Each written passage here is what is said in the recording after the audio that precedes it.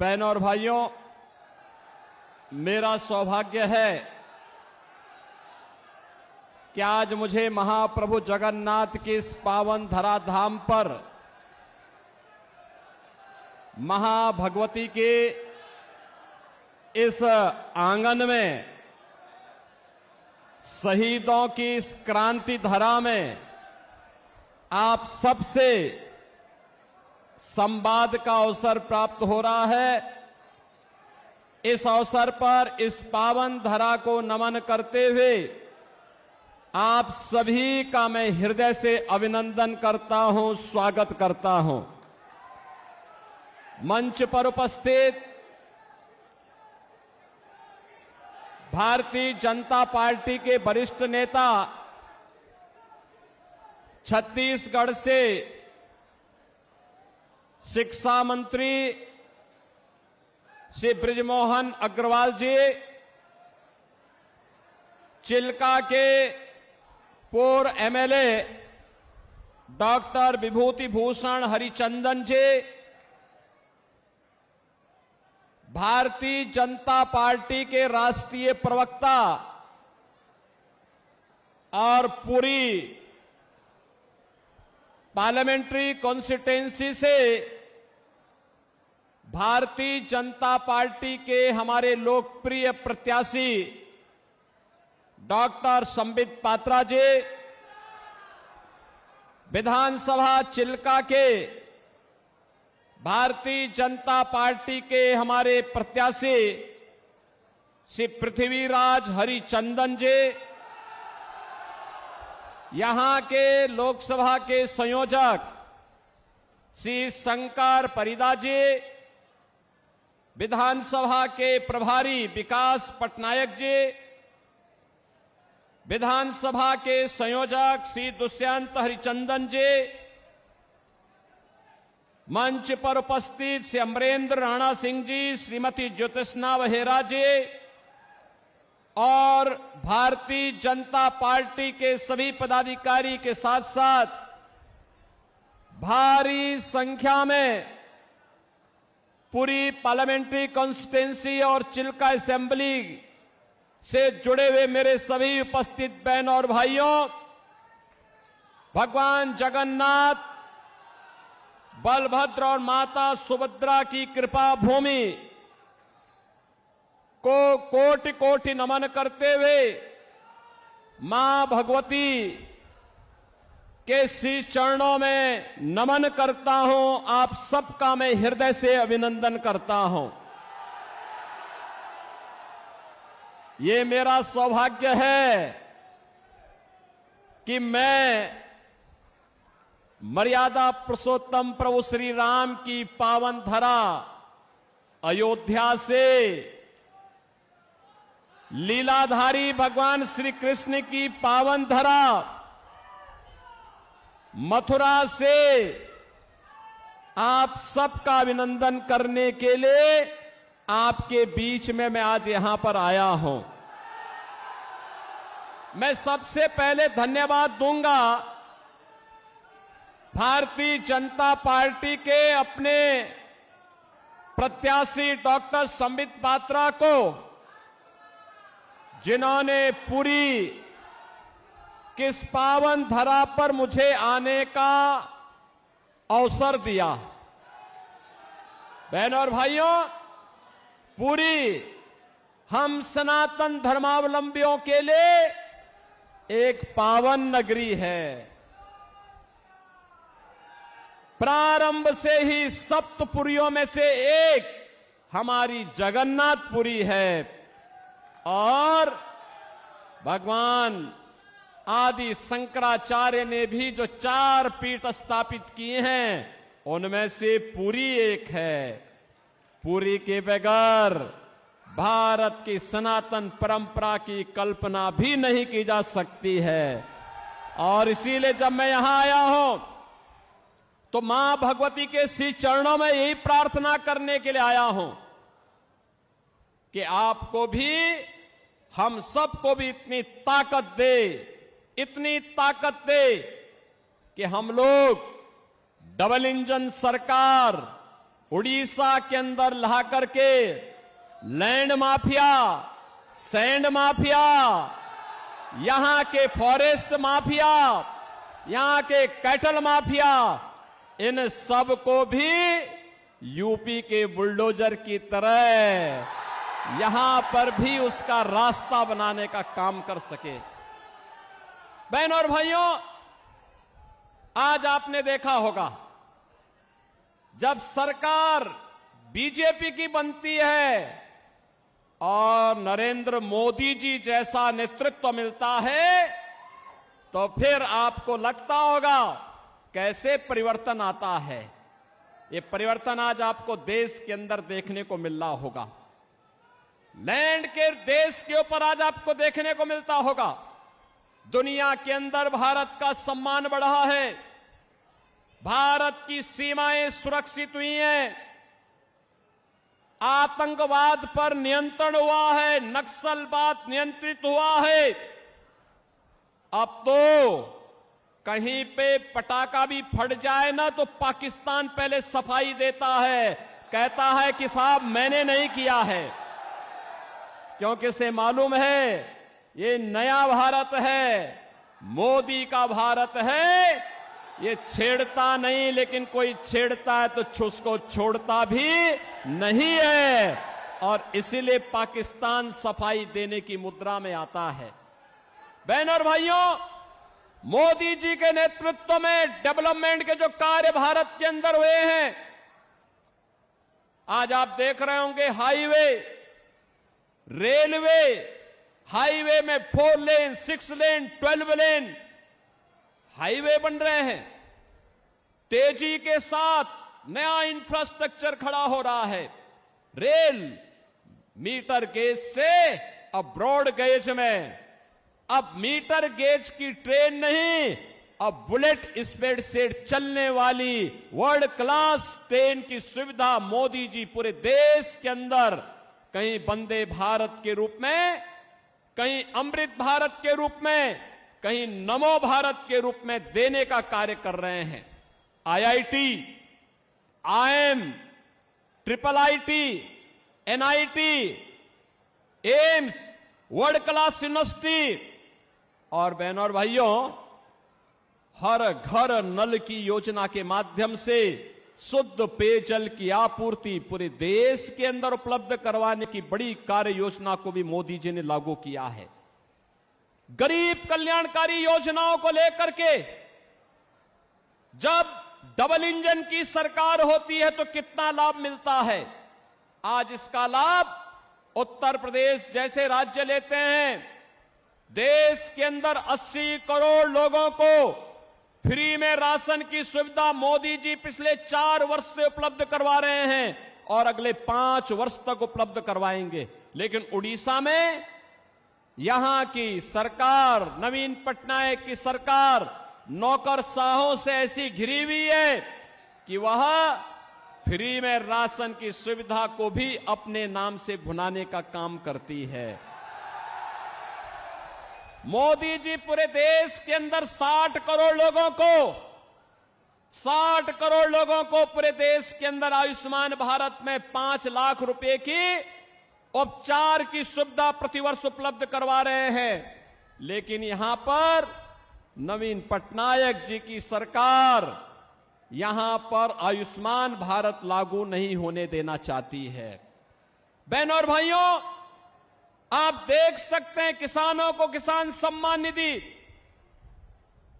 हर घर में शौचालय का निर्माण,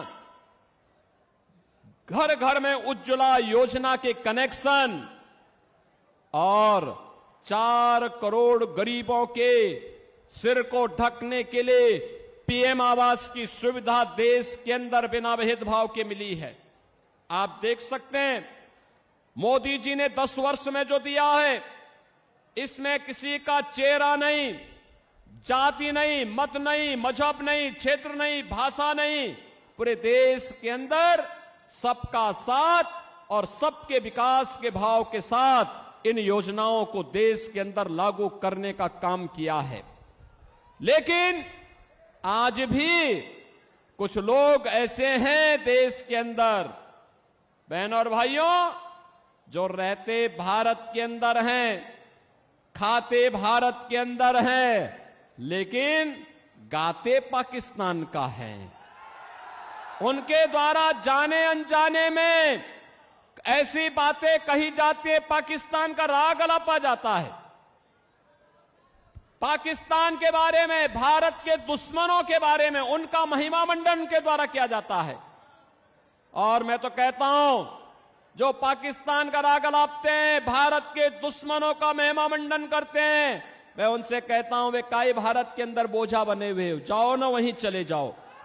अरे भारत तो 80 करोड़ लोगों को फ्री में राशन दे रहा है और पाकिस्तान में 23 करोड़ की कुल आबादी वह भी भूख से तड़प रही है। 1 किलो आटा के लिए, 1 किलो गेहूं के लिए आज वे तड़पते हुए दिखाई देते हैं। जितनी पाकिस्तान की आबादी है, उससे बड़ी आबादी को मोदी जी ने 10 वर्ष में गरीबी रेखा से ऊपर उठा करके एक खुशहाल जीवन की ओर अग्रसर किया है।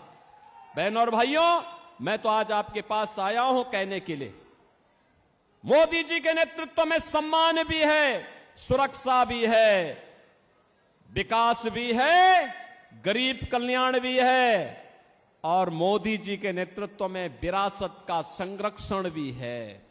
आप सोचो, अयोध्या में राम मंदिर का निर्माण कोई सोचता था?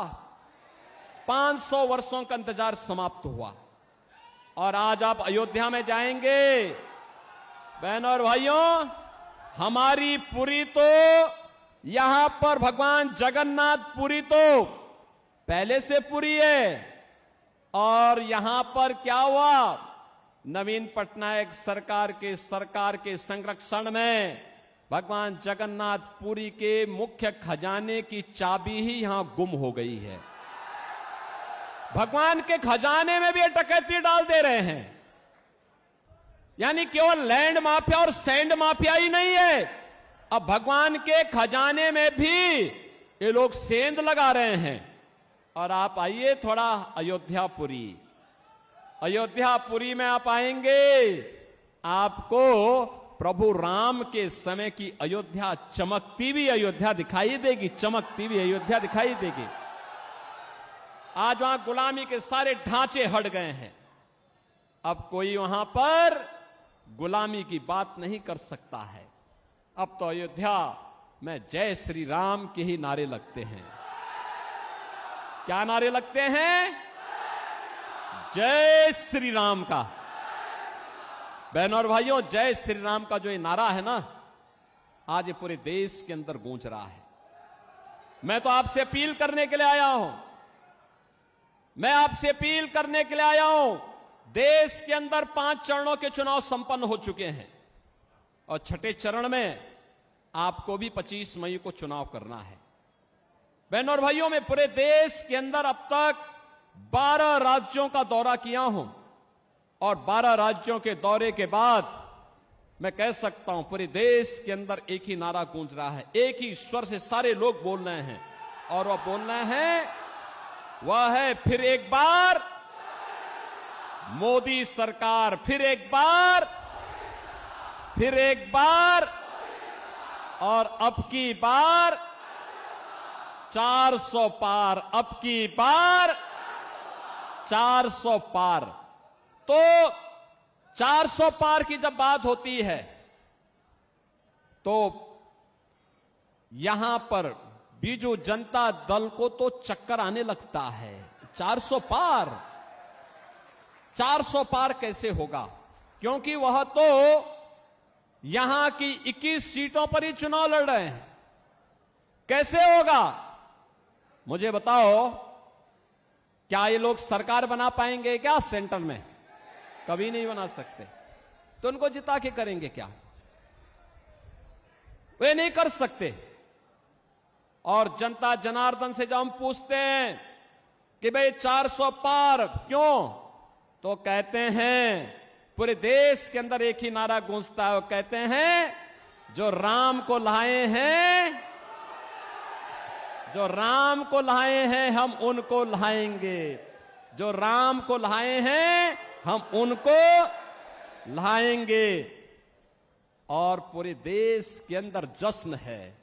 आज आपने अयोध्या में देखा होगा, 500 वर्षों के बाद, 5 सदी के बाद प्रभु राम ने अपना जन्मोत्सव भी अयोध्या में अपनी जन्मभूमि में मनाया है और होली भी वहां पर खेली है।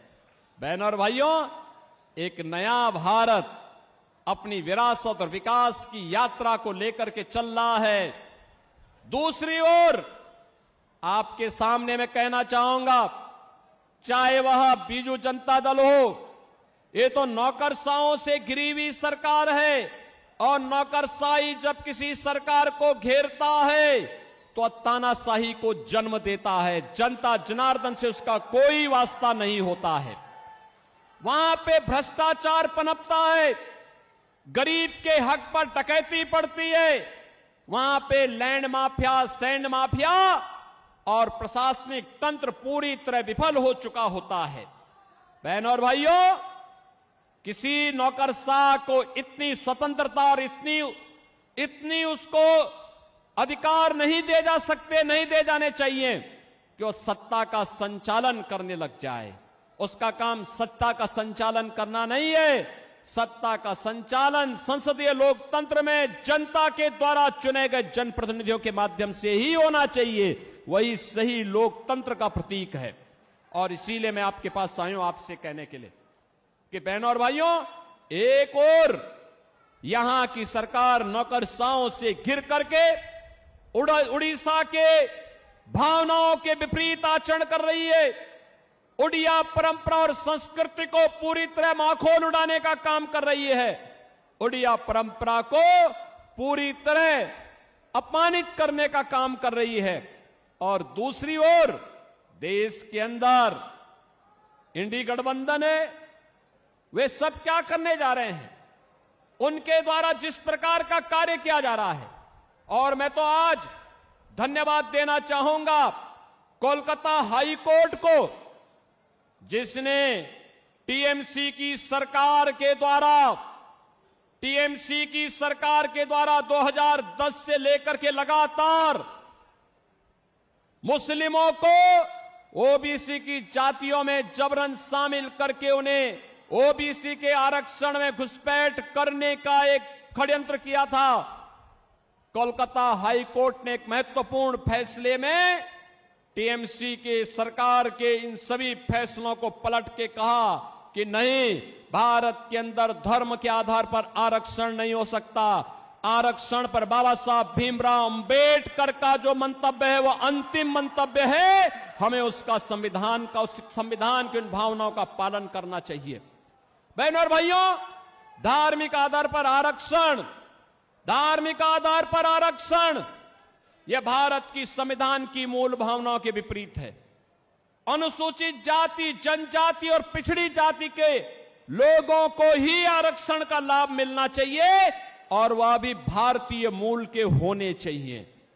लेकिन ये कांग्रेस हो, टीएमसी हो, बीजेडी हो, ये जितने भी दल हैं, ये तुष्टीकरण की पराकाष्ठा पे चढ़ करके कभी स्वामी लक्ष्मणानंद जी के हत्यारों को संरक्षण देने का काम करते हैं, कहीं पर ये लोग अनुसूचित जाति, जनजाति और पिछड़ी जाति के आरक्षण के अधिकारों पर घुसपैठ करना चाहते हैं।